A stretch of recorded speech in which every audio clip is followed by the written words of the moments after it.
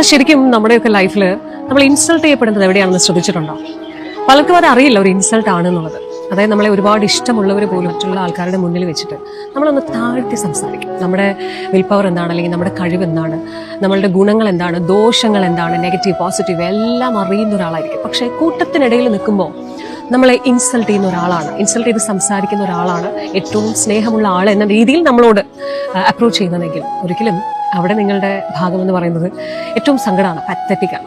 അത് നിങ്ങൾക്ക് കിട്ടിക്കൊണ്ടിരിക്കുന്നത് പ്രോപ്പറായിട്ടുള്ളൊരു ലവ് ഒന്നും ആയിരിക്കത്തില്ല.